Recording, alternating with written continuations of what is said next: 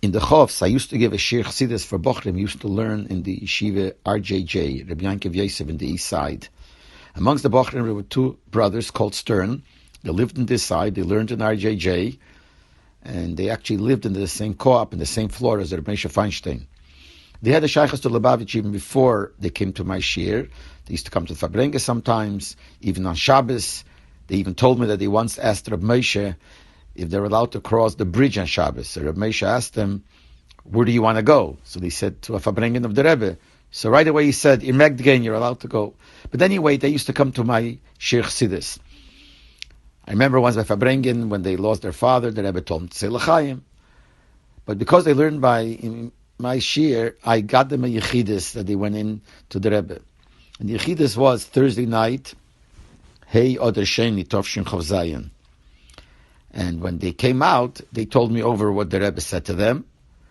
It was a long Yechidus, and I wrote it down right after they told me what it was. And since it's a long Yechidus, I would like to repeat what they said, but I'll have to break it up in two parts. And obviously, I don't take achrayus on all the words that they said. First of all, I probably didn't remember everything. Besides that, it's something that they said. I wasn't there, but I'll just repeat what they said. They wrote a zettel, and in the zettel they asked 5 questions.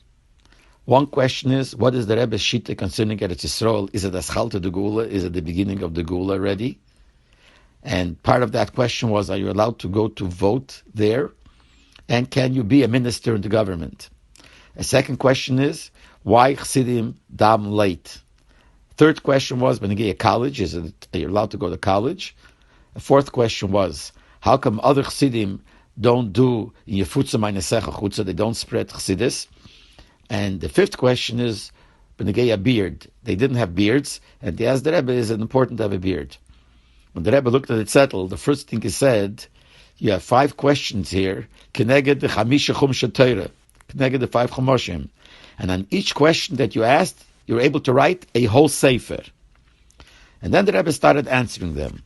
First he said, concerning Eretz Yisrael, the answer is that it's not Eschalta the Gula, because the Rambam writes befeirish, as when is the coming of Mashiach, when there will be a person, a Yid, a Yira Shamayim, Hege B'Teira learns Teira, and he's going to force all the Yidden to do Teira mitzvahs. It's not going to be like today, but it's going to be that if a Yid doesn't want to put on tefillin, or a Yid doesn't want to make a sit in the sukkah, Mashiach will force him to do it.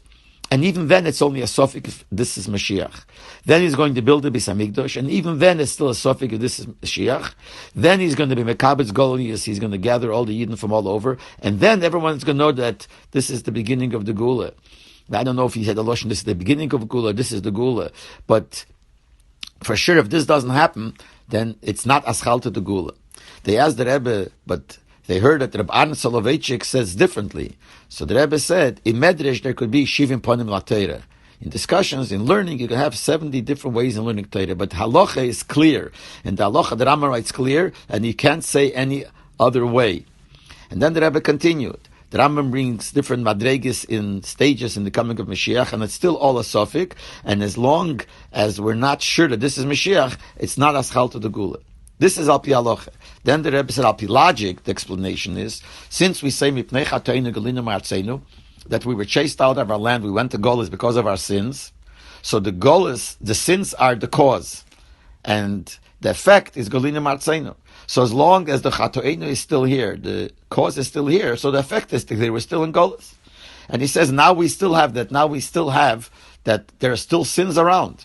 And he said, Madoch, in the time of the Ameroyim and the Rishonim, there was still Chatoinu, and there was still a Golis, certainly now. And the Rebbe said, for instance, Rabban Soloveitchik Zayde, Reb Chaim Brisker, he was definitely greater than him in Sitkes. And even then there was still Chatoyim. So now there's still certain Chatoyim, and even more. So how can you say that now there is no more Golis? That means that that now there is no more Chatoyim. That is not true. Concerning whether you're allowed to hold a position, so he said, if it's nothing to do with the government, like a street cleaner, then it doesn't matter.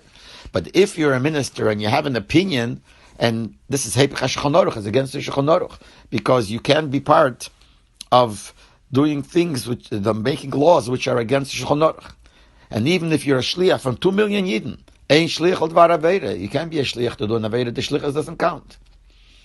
Unless you're there and everything that they say, you always protest, you always scream against it. but otherwise you can't be. But then they said that the Rebbe said that if it's trying to get tevis, trying to take things that will help Yiddishkeit, maybe you're allowed. I don't know those words exactly if he said. But concerning going to vote, elections, so the Rebbe said it's good, it's okay, even though there are different opinions, but since it could help Yiddishkeit, then it's a good idea to go vote. Concerning that Chassidim daven late, so the Rebbe said like this: Krishma, you have to takip Chassidim, read it on time, bisman. But tefillah, what the zman of tefillah is till the end of the 4th hour, so that Chassidim takadu daven later. What is the reason? Because the Rambam says, and the Alter Rebbe brings it in Shulchan Aruch, that the kavanah of davening, if you don't have it, then your davening is bottle.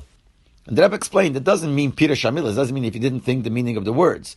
But if you don't have the kavanah klolis of dalif miyatayim, the kavanah klolis that you realize that you're standing in front of the Eibishter, so the Rambam says it's tefillah betela, the tefillah is bottle. So what's going to gain if you're going to daven on time, but you won't have the proper kavanah, b'shas davening? You will think about your business, you think about your grocery, you think about your shoemaker, and then you'll really, al pidin, you'll have to daven over again. B'meile, what is the purpose? That's why Chassidim daven later. The rest of the Yechidus will be in the next broadcast.